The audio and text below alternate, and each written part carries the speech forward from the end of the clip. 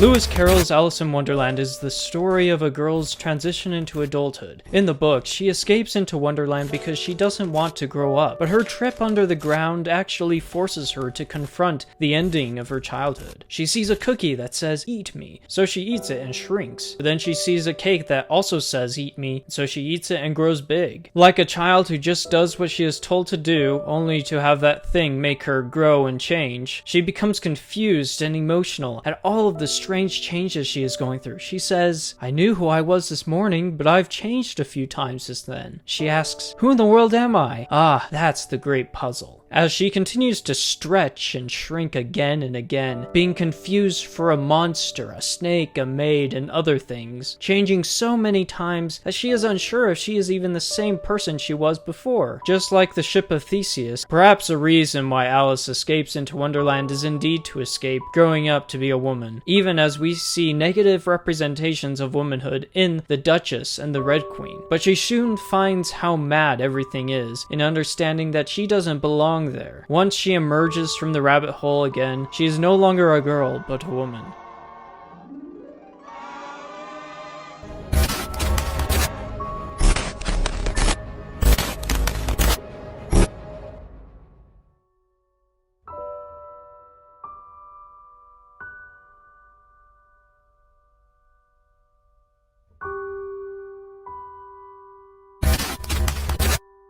If you've watched many lectures on Jordan Peterson, then you may be familiar with the concept of how women make men self-conscious. Nothing makes a man more self-conscious than being rejected by an attractive woman, because then he knows he is being judged as a useless man, and if he doesn't do something about it, he's not going to be able to pass down his genes. Responsibility. That's what gives life meaning. It's like lift a load. Then you can tolerate yourself, right? Because look at, you're useless. Easily hurt, easily killed. Why should you have any self-respect? That's the story of the fall. Pick something up and carry it. Make it heavy enough so that you can think, yeah, well, useless as I am, at least I could move that from there to there. Women know what they have to do. Men have to figure out what they have to do. And if they have nothing worth living for, then they stay Peter Pan. Let's talk about the Garden of Eden. Adam was a happy-go-lucky guy who didn't care if he was naked. He was existing in a safe space where no one would judge him. But then Eve came along and God the Father told Adam to wake up and arise. But Adam was still unconscious and remarkably oblivious to his circumstances. Then Satan the snake tried to wake Adam up, but that still didn't wake him up. So if God couldn't wake up Adam, neither the snake, then what could? The woman, of course. Otherwise, he would have remained as an eternal youth. But how a woman makes a man self-conscious is rather simple. Eve encountered the snake who tempted her to eat the fruit of the tree of knowledge of good and evil. She learned that there are evil forces in the world. So let's assume that the reason that women are higher in sensitivity to negative emotion is because the world is actually more dangerous to women, right? Because that would be the most logical reason why there would be a sex difference in something like fear or sensitivity to punishment. Well, first there's the danger of physical altercation. Second, there's the sexual danger. So women become sexually vulnerable at puberty. And why do I say vulnerable? Well, it's straightforward. It's because the cost of sex for women is way higher than it is for men. Or it certainly has been throughout our evolutionary history. Because if a man has an unwanted sexual encounter, well then he walks away and maybe he's persecuted by the state or prosecuted by the state for it. But if a woman has an unwanted, unwarranted, or incautious sexual encounter and she ends up pregnant, then, well, in traditional societies, you're just done. And even in modern societies that are rich like ours, I don't have to go into that. It's big trouble. No matter what you do about it, it's big trouble. So being more nervous about that makes perfect sense. But then here's the last thing. And I think that women's nervous systems are not adapted to women. I think women's nervous systems are adapted to the mother-infant dyad. Because you are not the same creature when you have an infant. Not at all. You're way more vulnerable. And it's partly because you have to express the vulnerability of the infant and you also have to care for it. Perhaps through their vulnerability and responsibility that women experience in bearing and then having to raise children helps them to mature quickly. As it happens that women's prefrontal cortex develops almost 2 years before men's. And even after development, females have greater volume in the prefrontal cortex, according to National Institutes of Health. So Eve is awake and aware of the presence of evil. Now what? She needs to get Adam to partake of the fruit as well. If she is to have children, she needs to depend on a man to protect her while she is in her most vulnerable state. So a literal translation could entail Eve running up to Adam saying, "Wake the hell up, man, there's a snake in the garden, I need you to crush its head." Of course, in the Bible story, it is the son that crushes the snake's head, but either way, it is the man's duty to do so. Now that Adam is awake, he is told that he's got to work for his food and have to deal with the thorns and thistles. So now with these things in mind, let's return to Alice in Borderland. Who is the snake? Naragi, of course. Arisu has to protect Usagi from him on 4 separate occasions. That man represents toxic masculinity at its most ferocious. For all the bullying he endured in the world before, he sought to take it all out on everyone in this new rule-free world. One of the biggest problems facing Japan today is young men who have great feelings of purposelessness. They make up around 500,000 and are called hikikomori, locking themselves away in their homes for years or even decades on end. They would rather be 24/7 immersed in their video games than go out into the real world to be men. And they then become prone to great bursts of rage at the feelings of being bullied and feelings of purposelessness. While Arisu, when we first meet him, isn't quite a hikikomori, I got the sense that he was nearly becoming one, if not for his friends. A curious program was put into place called RentASister. The program helps families concerned about these young men with young women who are willing to do what it takes to get them back out into society. Some hikikomori fall in love with their rental sister, though it is extremely rare. In today's society, we have equalized the sexes to such a degree as to make men feel useless. Women can now be their own breadwinners in a stable and safe environment, completely snake-free. While there is nothing wrong with these things, it still leaves men in an interesting situation. Jordan Peterson believes that part of the reason why men are falling behind women in education and the workforce has to do with agreeableness. As he says, so there's the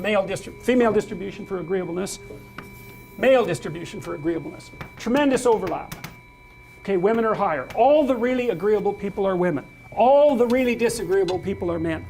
And maybe the real differences occur at the extremes, right? So and it's a very interesting side effect of overlapping distributions. So people can be mostly the same, but that can still produce radical differences.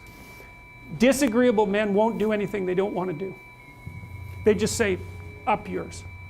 I'll go home and play video games. I'm not listening to your stupid classes. And why should I work for you?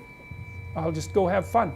But with these things in mind, let's return to Alice in Borderland. Many people not only don't believe they could never get back to the old world, they wonder if they would even want to. A world where they would only feel like more of a failure, more like they are useless, with all the mistakes they've made. Usagi's beloved father disappeared into the mountains one day, thought to be dead. Why would she want to return to such a lonely world? Having protected her on a few times already, Arisu wants to step up to comfort her, to promise her that he would always protect her, though she rejected his feelings for her. Usagi, however, does come around to wanting to return to the real world after making friends with a little boy. Coincidence? I think not. She decides to take responsibility and help him in the Queen of Spades game. The game is one of tag, in which the queen tags as many people she can to join her team, and then the opposite team tags the other team back. The team with the fewest numbers by the time the timer runs out loses and die. Many people attempt to remain on the queen's team because they would rather be doomed to play the same game forever rather than risk death. Usagi, seeing the men not wanting to leave the game, wants to help them to believe in hope. It's like she is a rental sister attempting to help a couple of hikikomori. "That's not life," she says to them. "Maybe this world would be better off than the real one," they respond. Usagi attempts to relate to them, as she once thought as they do. 確かに。私も今まではそう思ってた。戻ってもいいことばかりじゃないかもしれない。でも私は帰りたい。私は元の世界に帰りたい。嫌なことばっかりあった世界だけど、それでも私を産んで育ててくれたあの世界が私は愛おしい、孤独で冷たい場所だったけど、あ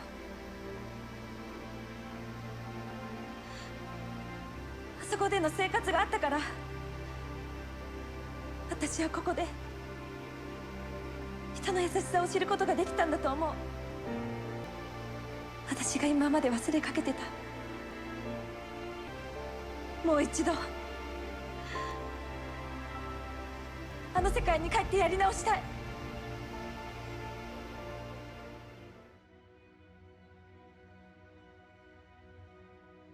Her smile and optimism emboldened the men to want to return to the real world and beat all of the face cards. Then, as each face card falls, many of the kings and queens representing the cards show forth a sense of freedom they had not known before, all thanks to the players who beat them. They no longer have to support such a disparaging system. In the middle of some rubble, Arisu and Usagi find a hot spring and decide to bathe in it. With the beautiful view of elephants playing in the water, Usagi finally decides to return Arisu's feelings. When all of the face card games have been completed, Arisu and Usagi make their way up to the tower to face the Queen of Hearts herself. The game is deceptively simple. Complete 3 rounds of croquet. Win or lose, don't quit. So, all goes well at first for Arisu until the second round when Usagi notices that the queen is doing her best to prolong the game. Then, after the second round, the queen decides to have everyone sit down for some tea. Arisu takes this opportunity to question her about the Borderland. She tells them that advanced humans grew bored of their eternal existence and so created simulations in which they could experience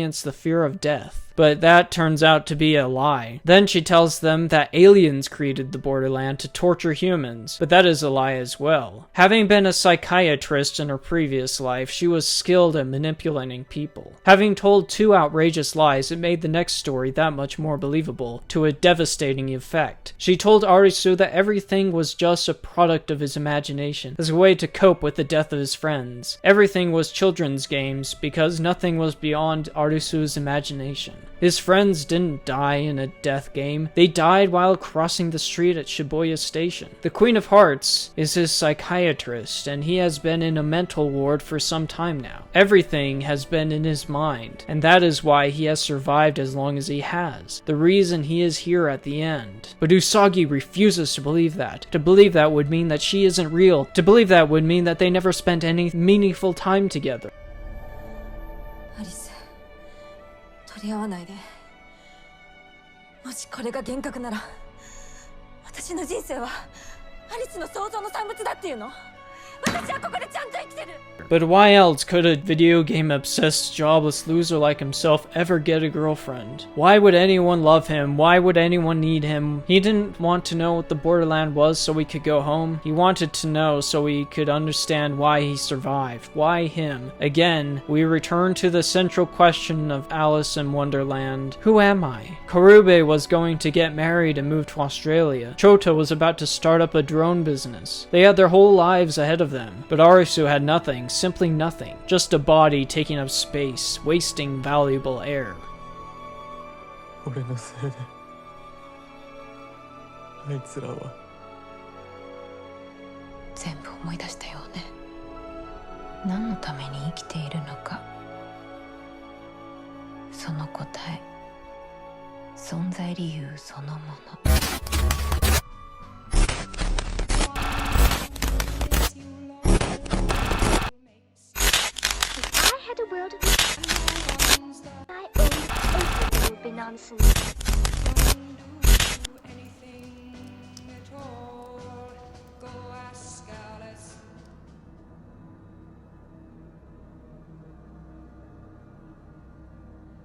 But the woman Usagi won't have it. She begs him to wake up to reality, to the snakes all around them. Usagi mentions the promise he made to her, that he promised to protect her. She sees through the queen's deception, trying to make Arisu quit the game and let death claim him, to make him self-terminate. To prove she is real and needs Arisu to wake up, she bleeds onto the floor. But Arisu simply lies on the ground in the same position he did right after his friends died. Perhaps he never got up from that position? He is waiting for his visa on life to expire? In a brilliant film editing, we see a montage of Arisu laying on the ground in different parts of the Borderland. The ominous music, the ticking clock. But then he sees Usagi laying on the ground, bleeding.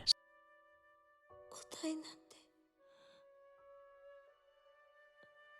生きる意味なんて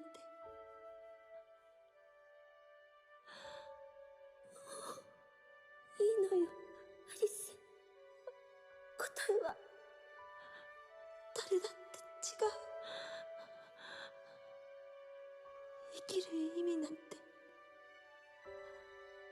あってもなくてもいいずっと迷いながら一緒に歩いてきたじゃない。それだけでよかった。それだけでそのことに気づかせてくれたのは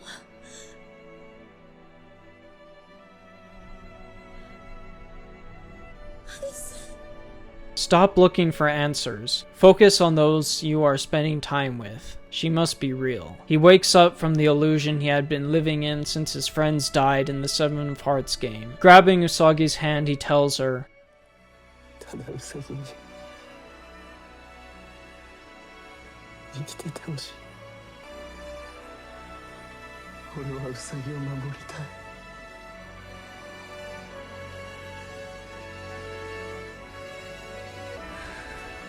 ゲームを続けよう。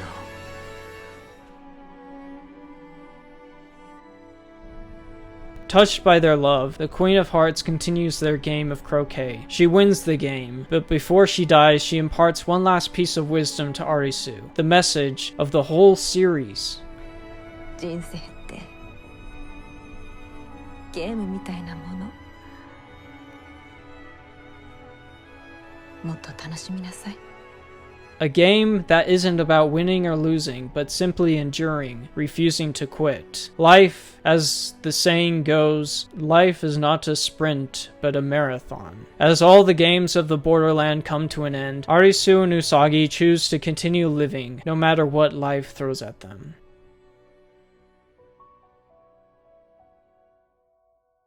Then the truth of the Borderland is finally revealed, but you should have already known if you were familiar with the original Lewis Carroll tale. Alice in Wonderland is based on the most ancient of myths, spring myths. Just as rabbits re-emerge from their holes in the spring, holes believed to lead back to the underworld. Think of Hades abducting Persephone, the goddess of the harvest. She descends at the start of winter and re-emerges in the springtime. The most classic myth of a goddess descending into the underworld is the Mesopotamian Inanna. She is the goddess of love, fertility, beauty, and war, the queen of heaven. Her descent entails visiting her sister, the ruler of the underworld. But to reach her sister, she must first pass by several gates. Each gate requires her to remove a piece of clothing, stripping her of her power until she is naked. She dies and then is resurrected 3 days later, replaced by her husband. The masculine version of Inanna's story would of course be Jesus Christ, who likewise visited the underworld and rose from the dead. But of the Borderland, it is indeed the underworld, or rather the border between life and death. Arisu and the other survivors of the Borderland awake in a hospital after a massive meteor devastated Tokyo,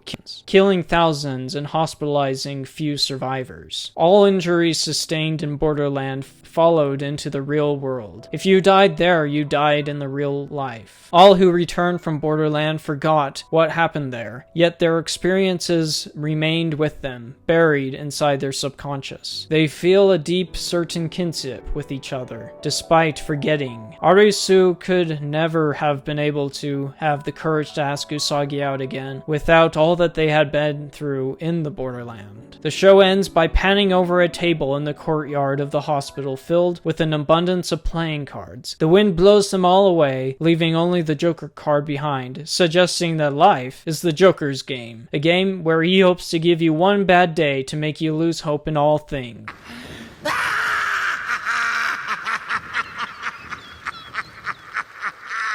But we must not let him win.